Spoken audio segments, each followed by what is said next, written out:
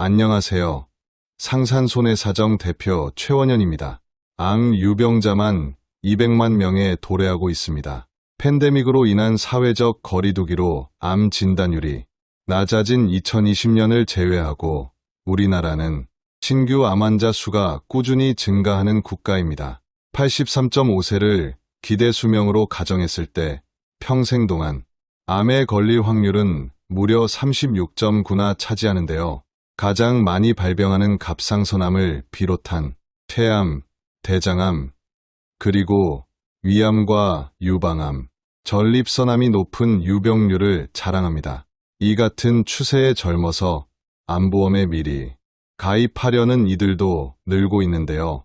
암에 걸릴 확률이 약 40에 이르다 보니 재정적인 측면에서 향후 암에 대비하려는 목적입니다. 그러나 막상 암을 진단받고 치료까지 끝마친 이후에 그동안 착실하게 들었던 보험으로 청구를 하려 하니 예상치 못했던 상황이 벌어지고 맙니다. 보험사의 암진단비 100 지급을 하지 못하겠다고 말하는 겁니다.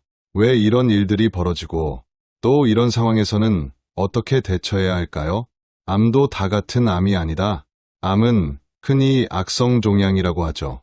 보통은 악성종양이 자라면 그저 암이구나 하겠지만 사실 이 가운데서도 세세히 들어가면 일반암과 제자리암 그리고 경계성종양으로 구분됩니다. 직륜의 정도나 성장 수준, 전이 여부, 악성도 등 여러 가지를 판단해보다 구체적으로 분류하는데요.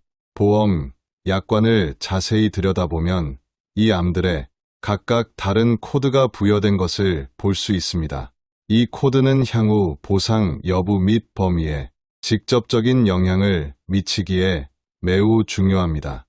일반암, 우리가 흔히 암이라고 인식하는 일반암은 보험상에서 악성 신생물악성 종양 등으로 정의합니다. 선암종이나 편평세포암, 이형세포암종 등이 있는데요. 질병 코드는 치형형 97 사이에 자리하며 보험 청구 시 가입된 보상 금액 전액을 받을 수 있습니다. 제자리암, 상피내암, 제자리암종은 형태학적으로는 일반암과 동일합니다. 악성 종양이 장기 어딘가에서 자라고 있는 것인데요. 다만 상피, 기저막을 침범한 것이 아닌 상피 내에 그대로 머물러 있는 상태를 뜻합니다. 질병 코드는 D형령 09 사이에 속하며 가입 금액의 10, 20만 보상이 가능합니다. 경계성종양, 양악성으로 뚜렷이 구분하기 어려운 편으로 말 그대로 경계성에 위치하기 때문이죠. 임상학적 그리고 병리학적으로 명확히 구분하기 모호한 것인데요. 보통 전이될 가능성이 낮아 일반암보다 악성도는 낮지만 경우에 따라 침윤을 하거나 이후 재발되기도 합니다. 질병 코드는 D37, 48 사이로 보상 범위 역시 약 12, 20에 해당됩니다.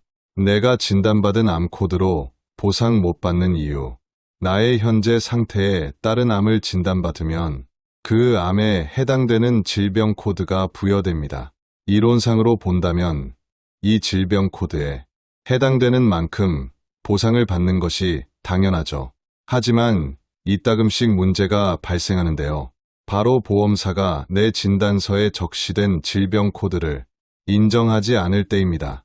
보통 일반암으로 코드를 부여받았는데 보험사는 제자리암이나 경계성종양으로 주장하는 상황에서 분쟁이 많이 발생합니다. 주치의 진단보다 조직검사, 보험금을 지급받아야 하는 입장에서 먼저 인식해야 할 한 가지 사실이 있는데요. 보험사는 어디까지나 이윤 창출을 목적으로 하는 사기업이라는 점입니다. 그렇기에 보험사 측에 유리한 기준을 적용해 마땅히 지급해야 할 보상 범위를 되도록이면 축소하려 합니다. 특히 보험, 약관에서는 암의 진단 확정은 병리과 혹은 진단검사의학과 전문의 자격을 가진 자에 의해 내려져야 한다고 명시하는데요. 이 부분만 봐도 잘 알 수 있죠.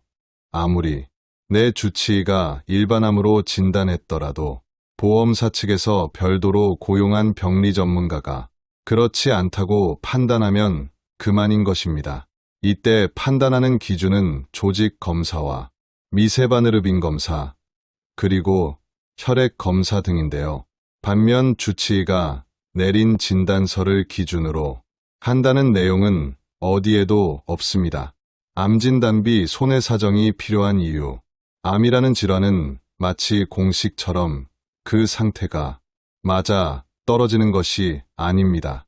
병리학적으로는 악성종양이 아니라고 할지라도 임상학적으로 악성종양만큼 그 위험성이 높고 또 예후가 불량할 수 있는 것이죠.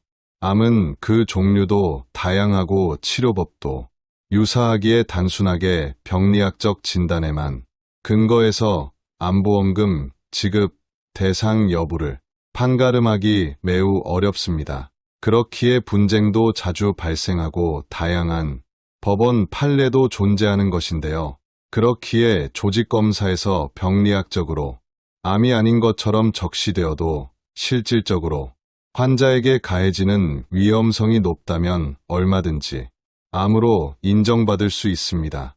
이때 필요한 존재가 바로 상산손해사정과 같은 암진단비 손해사정 전문가입니다. 한 개인이 막대한 자본금을 가진 대형 보험사를 상대로 분쟁을 해결하는 것이 여간 어려운 일이 아닌데요.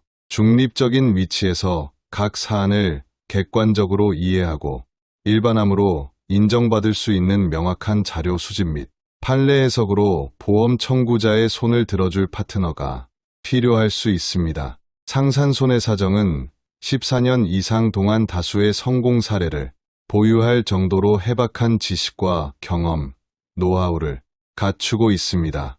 보험 청구자가 처한 상황을 100분 이해하면서 동시에 보험사의 주장을 합리적이고 논리적인 방식으로 대응할 증거 마련으로 보험금 지급을 적극 도와드릴 수 있습니다. 지금 문의해 주세요.